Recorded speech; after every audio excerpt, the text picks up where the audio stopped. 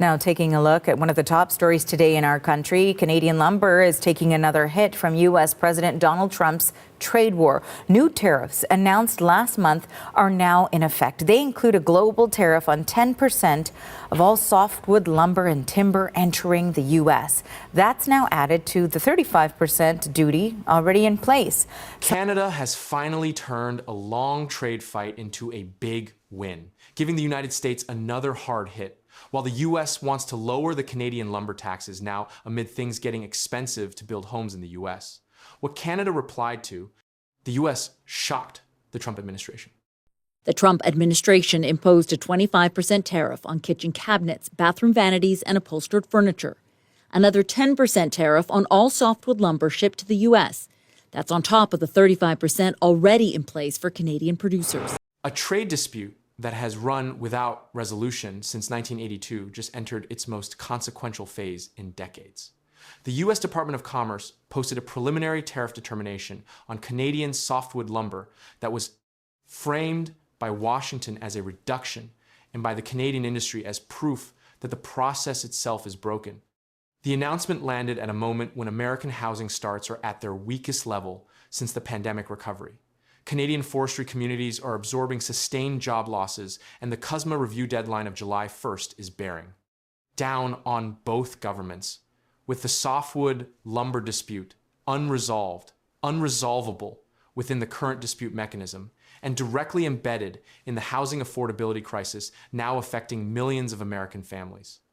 The U.S. Department of Commerce has moved to cut the combined anti-dumping and countervailing duty rate on most Canadian softwood lumber by 10 percentage points to 24.8, 3% in the first downward preliminary revision of a dispute that has run continuously since 1982.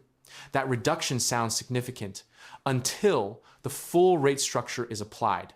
The 10% Section 232 tariff imposed under the Trade Expansion Act of 1962 in October 2025 sits on top of any revised duty rate, holding the effective combined burden at 34.83% rather than the 24.83% the Commerce Department reduced the underlying duty rate. The Section 232 tariff added separately 6 months ago, absorbed the reduction entirely, and kept the total cost burden for most Canadian producers approximately where it already was.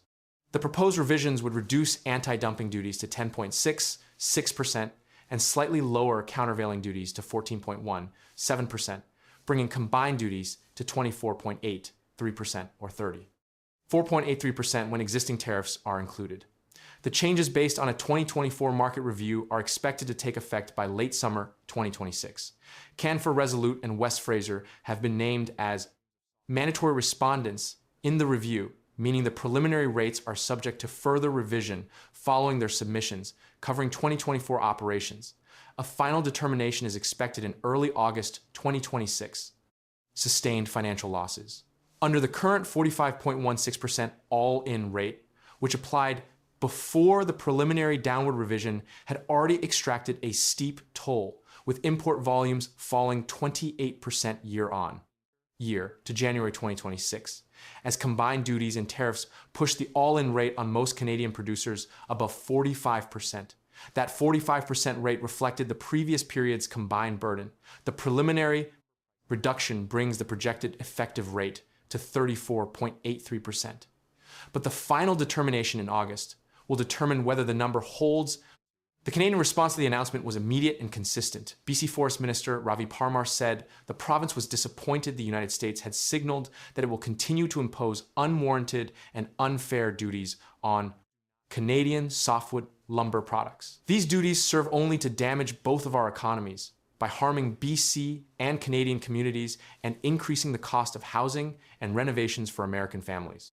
The BC Lumber Trade Council said the additional 10% tariff imposed by the U.S. government last fall means total duties could remain close to 35%. The latest decision shows Canadian lumber producers continue to face unjustified and punitive trade measures that hurt workers, communities, and families on both sides of the border. Council President Kurt Nicodet said Americans are already facing elevated housing costs and a shortage of homes. These duties continue to make it more expensive to build homes at a time when both countries should be working together to improve housing affordability.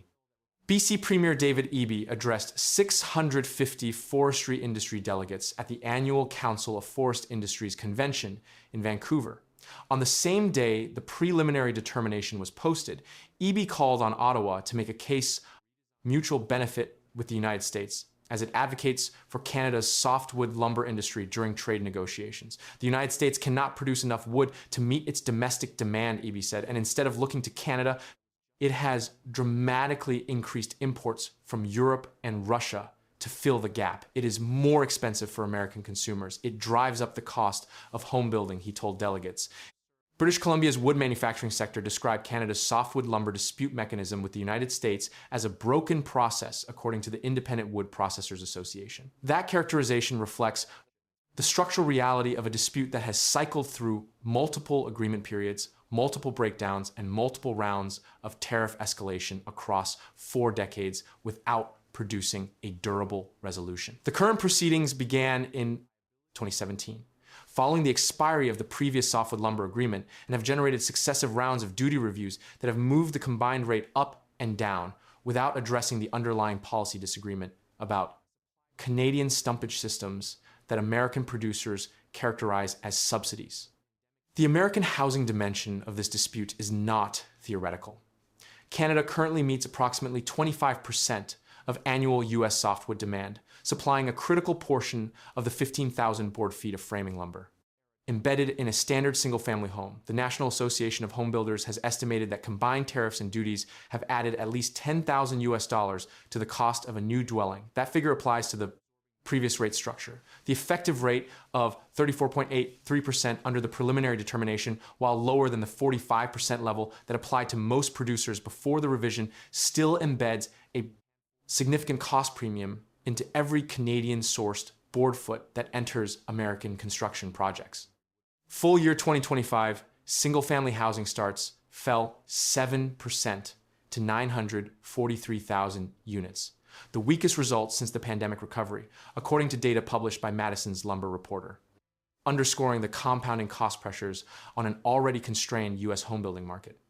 American lumber producers argue that the duties are necessary to counter what they characterize as unfair trade practices supported by Canadian provincial stumpage systems. American homebuilders argue the opposite, that the tariffs on the country's largest external lumber supplier are directly contributing to the cost environment that is suppressing construction activity. In 2024, the United States imported about $23 billion worth of wood products, nearly half from Canada at $11 billion. That scale of trade dependence does not disappear when duties are applied. It becomes more expensive, more complicated to finance, and more susceptible to the kind of supply disruption that affects construction timelines and project economics across the entire residential building sector. The CUSMA review, scheduled for July 1st, carries softwood lumber as one of its active irritants. Eby called on Ottawa to make the softwood lumber dispute a core federal priority in the CUSMA negotiations. The July deadline and the final determination for the softwood duty review overlap in a way that will force both governments to manage the two processes simultaneously, with the housing affordability consequences of the current rate structure visible and measurable in American construction data throughout that period. The preliminary determination, while technically a reduction from the previous combined rate, has produced no satisfaction on either side of the border. Canadian producers are absorbing a rate that still exceeds 34% American. Builders are paying a price premium on their single largest external lumber source. And the dispute mechanism that has governed this relationship since 1982 has been characterized by the affected industry as broken